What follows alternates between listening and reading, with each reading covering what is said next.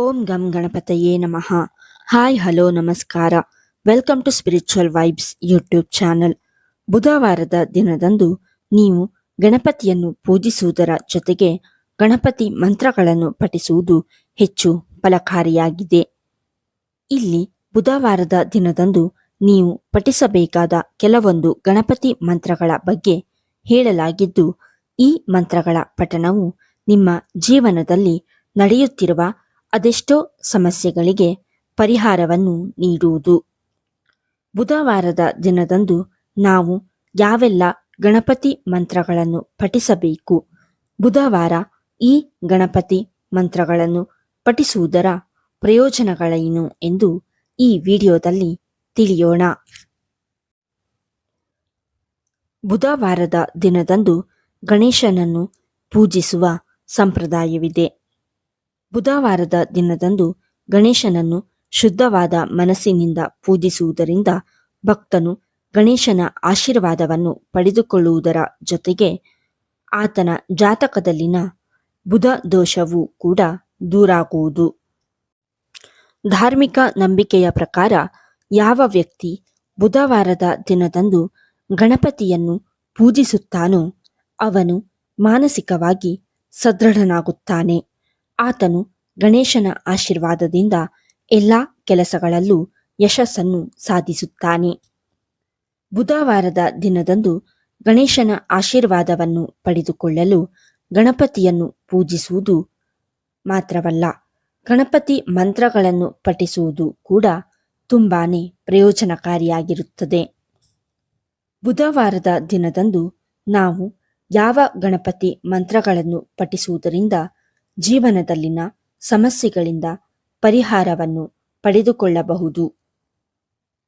ಬುಧವಾರದ ದಿನದಂದು ಈ ಗಣಪತಿ ಮಂತ್ರಗಳನ್ನು ಪಠಿಸುವುದು ತುಂಬಾನೇ ಒಳ್ಳೆಯದು. ಈ ಗಣಪತಿ ಮಂತ್ರಗಳ ಪಠಣವು ಜನರಿಗೆ ಯಶಸ್ಸನ್ನು ಸಾಧಿಸಲು ಸಹಾಯ ಮಾಡುತ್ತದೆ. 1. ಯಶಸ್ಸನ್ನು ತರುವ ಗಣೇಶ ಮಂತ್ರ. ಓಂ ವಕ್ರತುಂಡ ಮಹಾಕಾಯ ಸೂರ್ಯಕೋಟಿ ಸಮಪ್ರಭ ನಿರ್ವಿಘ್ನಂ ಕುರು ಮೇ ದೇವ ಸರ್ವಕಾರ್ಯೇಷು ಸರ್ವದಾ. ಬುಧವಾರದ ದಿನದಂದು ನೀವು ಈ ಗಣಪತಿ ಮಂತ್ರಗಳನ್ನು ಕನಿಷ್ಠ 11 ಬಾರಿಯಾದರೂ ಮರೆಯದೆ ಪಠಿಸಬೇಕು. ಈ ಗಣಪತಿ ಮಂತ್ರವನ್ನು ಪಠಿಸುವುದರಿಂದ ವ್ಯಕ್ತಿಯು ತನ್ನೆಲ್ಲ ಕೆಲಸದಲ್ಲಿ ಯಶಸ್ಸನ್ನು ಸಾಧಿಸುತ್ತಾನೆ ಎನ್ನುವ ನಂಬಿಕೆಯಿದೆ. 2. ಸಮಸ್ಯೆಗಳಿಂದ ಪರಿಹಾರ ನೀಡುವ ಗಣೇಶ ಮಂತ್ರ.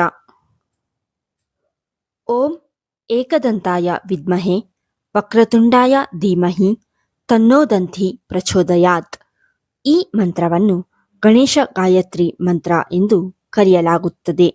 ನೀವು ನಿಮ್ಮ ಜೀವನದಲ್ಲಿ ಅನೇಕ ಸಮಸ್ಯೆಗಳನ್ನು ಎದುರಿಸುತ್ತಿದ್ದರೆ ಅಂತಹ ಸಂದರ್ಭದಲ್ಲಿ ಬುಧವಾರದ ದಿನದಂದು ನೀವು ಈ ಗಣಪತಿ ಮಂತ್ರವನ್ನು 11 ಬಾರಿ ಪಠಿಸಬೇಕು.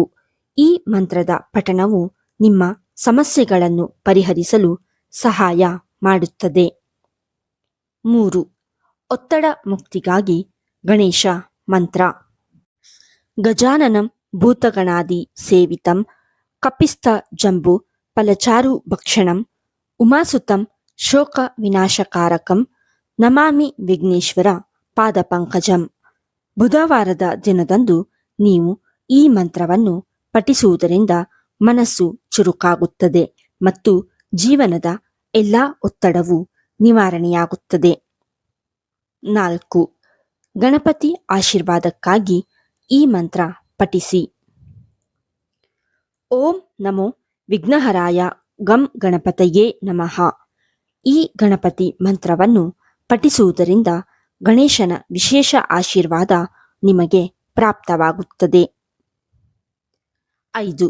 ಜ್ಞಾನಾಭಿವೃದ್ಧಿಗಾಗಿ ಈ ಗಣಪತಿ ಮಂತ್ರ ಪಠಿಸಿ.